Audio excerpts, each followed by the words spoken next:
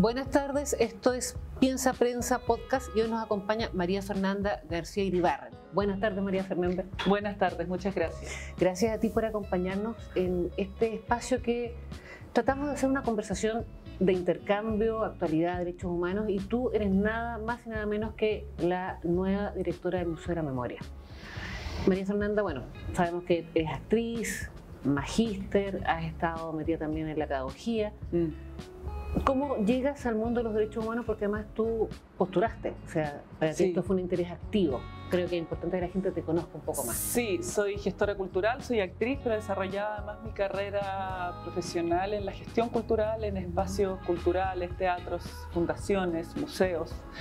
Entonces postulé este trabajo que me pareció fascinante, me parece fascinante, entre muchísimas personas que postularon, 350 personas o más, en un momento muy duro también para la cultura y las artes en general. Entonces era una buena opción, pero más allá de una buena fuente laboral, creo que el Museo de la Memoria y los Derechos Humanos es uno de los museos más importantes de Chile. Por lo tanto, tener el honor de trabajar y llegar hasta últimas instancias, después ser elegida, la verdad es un antes y un después en mi vida profesional. Tengo una vinculación cercana con los derechos humanos, aun cuando no soy parte de las familiares ni de las agrupaciones. Sí tengo familia y tíos exiliados, entonces vivíamos ese cotidiano como en muchas casas, la verdad. Padres que fueron echados de su trabajo durante la dictadura, que fue muy duro, pero a la vez yo vivía y estaba en un colegio de élite y mi compañero de curso directo era el nieto de Pinochet, Rodrigo García, y que éramos amigos cuando chicos. Además, yo iba a los cumpleaños de él en la casa de su mamá, que era la Lucía Pinochet. Cuando iban a paseos de curso a La Moneda, a mí no me dejaban ir y yo era chica y lloraba porque quería ir, por supuesto, al paseo de curso. Y bueno, venían todas esas cosas que eran bien complejas, difíciles, pero dentro de todo tenía tengo ese lado muy marcado y con mucha conciencia de lo que fue la dictadura. Nacer y vivir en dictadura desde muy chicas. Además fuimos a las protestas y a las marchas, concentraciones, y además aquí, desde mi vínculo a través de las artes, del teatro y de la danza, que soy profesora de flamenco, también tiene que ver un desarrollo a través de la defensa de los derechos humanos, los derechos de las mujeres. Aquí mismo he estado ensayando obras que luego dimos frente al Camarín de Mujeres. Y eso es, pero en lo profesional es la gestión de un museo, cómo se debe gestionar un museo, pero además pensando que es un museo de memoria, de derechos humanos y de defensa de la democracia. Y te toca además en el cincuentenario del golpe de Estado, o sea, una fecha potentísima. Muy desafiante. Absolutamente. Sí. Quería hacer un link, tú nos contaste algo ahora antes que partiéramos, que está pasando en estos momentos, ¿no? Que está llegando al Museo de la Memoria, digamos, una nueva adquisición que es una maravilla. Sí, el museo se compone completamente para quienes han ido y quienes lo pueden ver también a través de redes o desde su página web, pero toda la colección del museo es hecha en base a donaciones. Eso es importante, el museo nunca ha adquirido algo pagado por un bien. No es un museo de arte, es un museo de memoria, que hay que hacer la distinción porque de repente hay gente que quiere donar arte que ha hecho en torno a la memoria y esa no es el objetivo del museo. Sin embargo, hay obras de artistas que en su minuto fueron muy importantes para el acervo del museo y que es gente que también tiene una conexión directa o que fueron víctimas durante la dictadura. Y dentro de esas donaciones nos llegó una joyita hoy día. Así que esta es una primicia, es la cámara de Jorge Miller con la que registraron el golpe, que estaban ellos, una cámara antigua, la tomé muy pesada, un objeto de colección a estas alturas, pero además es una de las cámaras con la que se filmó la Batalla de Chile, el premio documental de Patricio Guzmán. Y que tomó muchas imágenes también de momentos antes del golpe, porque nos contaba Leopoldo que la tenía resguardada además durante todos estos años y que era el asistente de Jorge Miller. que estuvieron varios días ahí apostados junto con otros periodistas, como que algo iba a pasar, y él tiene imágenes de la mañana, como que no pasa nada, desde muy temprano, y de repente empiezan a llegar y empiezan a verse los tanques. Estaba primero Carabineros resguardando la moneda, ellos estaban resguardando al presidente y la moneda, hasta que esto ya se hace inminente y entran los tanques y el bombardeo, y claro, entonces tiene imágenes inéditas que también vimos hoy día antes, durante la mañana vimos las imágenes, y saber que esas imágenes en primera persona y que viene la cámara y también está él reportando esto, es muy emocionante, y él se emocionó mucho. Él estuvo además, después de quedarse escondido en unos subterráneos, no sé dónde, después estuvo en el centro como 4 días y se escondió los negativos de las imágenes para que no se los fueran a quitar, y después fue torturado, pasó por Villa Grimaldi, Londres 38 y luego en el exilio en Bélgica, y durante estos 50 años o 47 años, dijo, quizás la cámara ahí estuvo resguardada en otros lados, pero hace 47 años la tiene él, y siempre había querido donarla en un espacio, y ese espacio que fuera el Museo de la Memoria, y que también a través del museo las nuevas generaciones pudieran conocerla. Justo habían niños visitando el museo y la tomaron, vieron lo que es una cámara hoy en día, que las cámaras son objetos transportables y tan livianos, sin embargo estos tienen un peso impresionante, y así todo corrían con las cámaras y registraban todo de manera que podamos además verlo hoy y tener ese registro. Oye, es súper impactante que además en este cincuentenario aparezcan imágenes de ese momento, sí, inéditas. Y además donde, como decimos nosotros acá, se quebró la democracia. Hay un antes y un después para nuestro país. María Fernanda, bueno, esto a nosotros nos alegra, y sin embargo estamos hablando de un trozo de historia, una historia súper dolorosa. Sí. ¿Qué es lo que hoy día el Museo de la Memoria está tratando de exponer y expresar? Porque es importante que la gente vaya y que entienda cuál es la misión del Museo de la Memoria y por qué sería interesante que fuera, ¿no? Sí, la misión siempre es visibilizar lo que pasó de una manera objetiva, basada en las comisiones Rettig y Walech, o sea que son hechos absolutamente objetivos. Acá no hay un sesgo de poner un tipo de emoción en algo. El museo en eso es súper cuidadoso, ha sido siempre, de transmitir los hechos tal cual son, con imágenes y con escritos y con los propios objetos que han sido donados, y también de una forma de darle dignidad a las víctimas y dignidad al relato. Es muy distinto a otro tipo de museos de memoria, como por ejemplo en Alemania, que trabajan mucho con la topografía del terror, se llama, como con la museografía del terror, que muestran cámaras de tortura o que muestran... En Colombia también hay otras formas de tortura o ejecuciones, etcétera, que de alguna forma te impactan. Pero aquí creemos que hay sobre todo un respeto por las víctimas, que es muy importante, y para que uno se conecte con la emoción, para que pueda aprender, ver con la emoción, sentir, y que se pueda traspasar realmente la experiencia hacia las nuevas generaciones. Tenemos el museo, por ejemplo, lleno de alumnos y estudiantes de segundo, tercero medio, primero medio, por ahí. De hecho, me estaban haciendo una entrevista a la hora del almuerzo unas chicas que tenían que hacer un taller con un profesor que deben haber tenido 14, 15 años.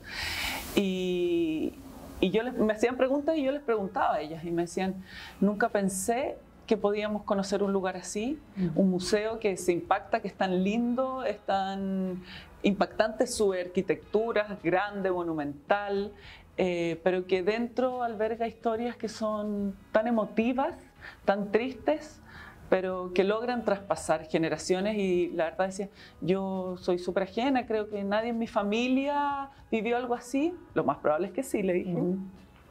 Hay mucho silencio, sigue habiendo mucho silencio.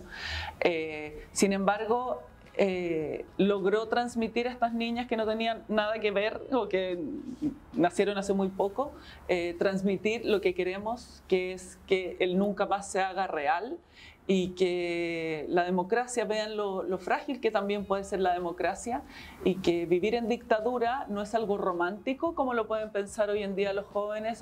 Democracia, dictadura, no importa, porque no la han vivido, por lo tanto no saben lo que significa, no saben las consecuencias para su vida, no saben lo que pierden, no saben lo que significa realmente la pérdida de libertad y las consecuencias de eso. Y tengan conciencia de que estamos construyendo una sociedad donde la voz de ellos también cuenta. Es muy, yo creo, ilustrativo lo que acabas de contar, ¿no? Que cumple con la misión del traspaso de memoria y tratando de ser lo más objetivo posible en un país donde, como dice la historia, la escribieron los ganadores, que es bastante terrible porque siempre decimos finalmente ese ganador es quien masacró a la contraparte, ¿no? Por lo tanto, hoy día poder hacer igual un proceso de rescate y exponerlo lo más limpio posible, cosa que quienes lo vean lo transmitan así en cadena, es como la misión, finalmente misión cumplida. María Fernanda, en esto que viene, estamos a poco que se cumpla, digamos, el cincuentenario efectivo. ¿Hay algún plan del museo hoy día que queramos relevar, que sería interesante que se sepa y que a lo mejor la ciudadanía haga algo en torno a eso? ¿Como programación? Como programación, pero también como objetivo finalmente tal vez de esta conmemoración oficial. Tenemos una programación muy nutrida, no, yo creo que no vale la pena decirlo, pero el arte y la cultura es un foco, un vehículo muy importante para traspasar la memoria y traspasar estas experiencias. Eso sin duda, el cine, el teatro, la danza, los documentales, los conversatorios o diálogos también son importantes, las exposiciones de fotografía, los coros, todo eso vamos a tener desde ahora, desde el 18 de agosto que se inaugura una gran exposición de Chas Gerritsen, otro periodista que estuvo aquí tomando imágenes, no solo del golpe, sino también en la intimidad después de Pinochet en su casa un día domingo, de los otros generales, fue quien tomó además la fotografía de Pinochet icónica, y desde distintos lugares y espacios. Pero vamos a tener una nutrida programación que esperamos puedan ver todos y seguir en nuestras redes. Pero lo más importante, ¿por qué hacemos esta programación? Para todo público, donde hay unas que son más enfocadas en jóvenes, otros en adultos, otra gente que vivió la época, otras para niños muy chicos, porque la memoria, o sea, aunque lo digamos muchas veces, tenemos que hacer la carne, solo podemos construir un futuro en base a nuestra memoria. La memoria es mucho más cercana y más real y más está pisándonos los talones. No es algo que pasó, sino que es algo que también se va construyendo y la vamos construyendo para el futuro en la medida que también la vamos recordando. Y esa es la única forma de construir una sociedad más sana. Creemos que, por supuesto, esto ya es algo personal, nuestra sociedad sí podría curarse más si es que realmente sabemos dónde están las personas, dónde están los muertos. Es difícil construir una casa con cimientos, con sangre y con desaparecidos hasta el día de hoy. Sin embargo, aun cuando eso falte y que se reclama y se sigue reclamando y esperamos que se siga haciendo, nuestra misión como sociedad, como museo, es transmitirle a los jóvenes que no podemos volver a llegar a eso y que la democracia se tiene que defender ante todo y los derechos humanos siempre. El museo es como el nunca más, así. El nunca más hecho realidad. Y además es un espacio de reflexión, es un espacio de conversación, un espacio de discusión, porque no hay que tenerle miedo a la discusión, y creemos realmente que si hay que discutir el tema que sea, ese es el lugar, ese es el espacio, siempre en el marco del respeto y por supuesto, el respeto irrestricto a la democracia y los derechos humanos como piso mínimo que debiéramos tener todos como sociedad. María Fernanda, estábamos pensando un poco todo lo que tú nos comentas y que engloba algo como el Museo de la Memoria. Que hay que decir también y recordar que lamentablemente es un espacio que es proclive a quedar un poco en el aire. Recordemos que el año pasado hubo una situación política extraña, que si bien duró poco, puso en evidencia esta precarización, ¿no? De quedar sin ningún tipo de fondo, por ejemplo. Sí, es una institución autónoma que depende, por supuesto, del presupuesto que autoriza el Congreso año a año, como todos los presupuestos de la Nación. Sin embargo, habían pasado alguna vez este tipo de amalles.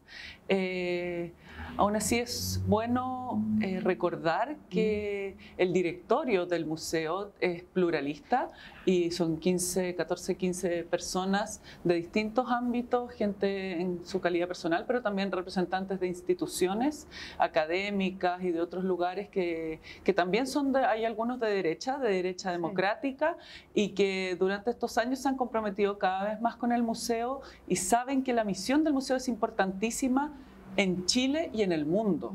Nosotros, además, como Museo de Memoria, somos parte de una red de museos de memoria en el mundo de distintas memorias, porque cada país y cada lugar tiene sus propios dolores.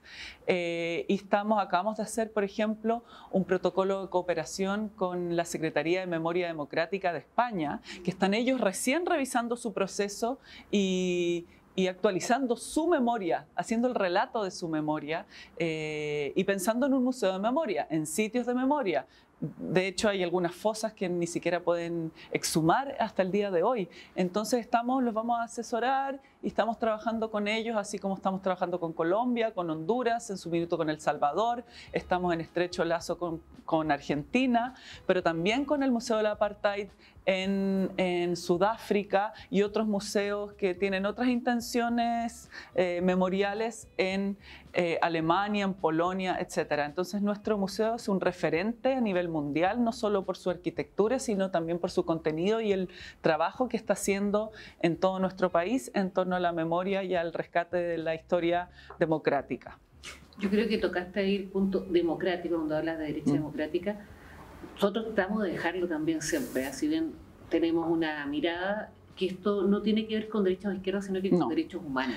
Así Los derechos humanos son algo transversal. Transversal, y así como hemos visto en momentos en la historia de la humanidad que han sido avasallados por una u otra ideología, para nosotros realmente los derechos humanos y la democracia no tiene género, no tiene identidad política, ni edad, etcétera, y hoy día puede ser aquí o el otro día allá. Por lo tanto, nuestro piso mínimo como sociedad debiera ser comprometernos a cuidar siempre y relevar los derechos humanos por sobre todo. Y en ese sentido la democracia es una consecuencia, o a través de la democracia es que también podemos asegurar que protejamos los derechos humanos de todas y todas las personas. Van absolutamente concadenados, o sea, cuando dicen sin golpe o sin el golpe o con el golpe, recién ahí se quebraron, no. La máxima violación al Estado es un golpe militar y de ahí a las personas, por supuesto, está absolutamente relacionado. Por lo tanto, es algo a lo que tenemos que comprometernos y yo estoy segura que la gran mayoría del país sí está en esa dirección, aun cuando las voces negacionistas o lo que es peor, relativistas, porque de alguna forma juegan con una mentira verdad, son menores y aun cuando gritan más, yo creo que en general la gente lo que quiere es vivir en paz y vivir con su vecino y con sus amigos y con su familia de una manera pacífica en la que realmente podamos respetarnos, aun cuando pensemos de manera distinta. Pero en eso es súper importante también la educación en derechos humanos y la educación cívica. O sea, volver a tener educación cívica en los colegios, saber lo que significa un Estado, o algunos conceptos de que desde muy niños sepamos lo que significa vivir en convivencia en sociedad en un país. Crear lazos con nuestro país, nuestros deberes, derechos, cómo podemos también trabajar en derechos humanos y saber lo que es el derecho humano, un derecho humano, y los derechos humanos de nuevas generaciones, como el derecho a las mujeres, el derecho hoy en día al agua, el derecho que tiene que ver con la ecología, en fin. Todos esos temas deberíamos aprenderlos desde muy chicos y así nos evitaríamos muchísimos problemas, estoy segura, a futuro. Claro, es una gestión, yo soy profesional de la gestión cultural. He trabajado después de salir de actuación en la Católica y trabajar ahí como actriz, hice un diplomado en Administración Cultural y luego me fui a hacer un magíster a España en Gestión Cultural y he trabajado mi vida en eso. Entonces sí, es importante desde el profesionalismo, la profesionalidad, que esto significa que son además cosas específicas. Sí, yo creo que además distinta, entre comillas, más adecuada para el momento que estamos viviendo. Sí. Finalmente todo tiene un para qué y un por qué. Yo creo que en este minuto eso viene muy bien y asegura lo que tú decías, que es un espacio democrático, amplio, pluralista, pero que además establece el nunca más súper potente. Sí. Pero Fernanda, Para ir cerrando, nos gustaría que enviaras un mensaje, que pienses en algo que te gustaría decirle a la comunidad, a la ciudadanía que nos ve. Esa es tu cámara y... Yo creo que es importante hoy día en la era de la sobreinformación, de las redes y de que podemos cambiar incluso mi rostro y mi voz para hacerlo pasar por otra persona, de buscar bien las fuentes de información y no hacer eco de mensajes de odio, de negacionistas, ni de violencia. Que pensemos en el país que queremos construir a futuro, las relaciones que queremos construir con nuestros amigos, con nuestras familias, con nuestra sociedad, y desde ahí también trabajemos por crear y por construir una mejor sociedad, sabiendo desde dónde aportar y valorando siempre la memoria, los derechos humanos y la democracia.